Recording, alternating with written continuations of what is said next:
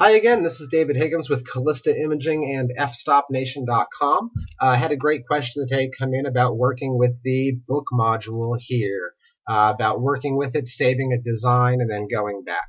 So let's start here in the library mode. Okay, when we're working in any of these modules outside of the library, we cannot see this list of folders. So make sure you're on your folder that you're working with, the folder of pictures that you're making your book design out of, or have already set up a collection of those images. Okay, collections are very nice. You can organize them however you want to. That's going to be another episode in depth altogether.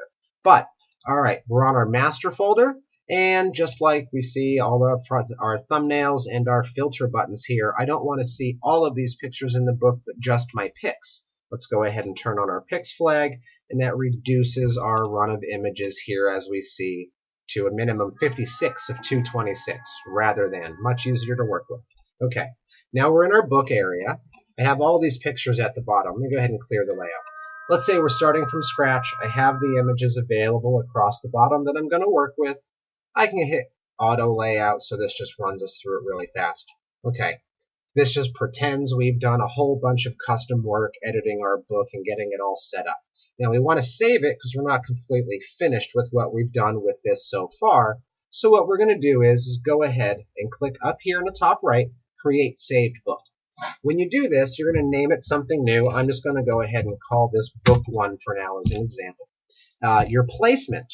Top level is over here under Collections. That's where your book saves. Top level is like Smart Collections here. It's your master folder. If you were to put inside a collection set, then it would be underneath this as another subfolder underneath the master. Okay, I'm going to make it a top level.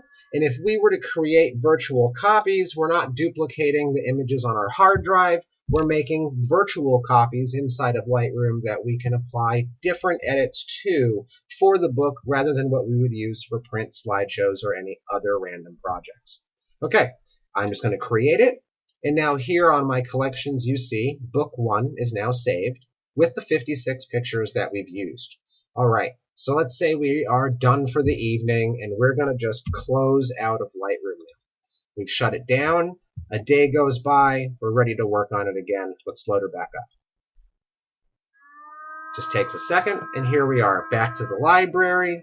Now, two options. Either just select your book on the left in your collections and go to the book, and then go to the book module, or go to the book module and then just select your book on the left. What you'll see in the center, the book we had finished prior to closing Lightroom last is now here and available the way we left it. Now, editing this, because we don't like the way it is, these pictures aren't completely ready. I can go in here now and just make my adjustments to these images and the page layouts however I actually want to, and la-di-da, just make some quick adjustments here, position things the way I want. All right.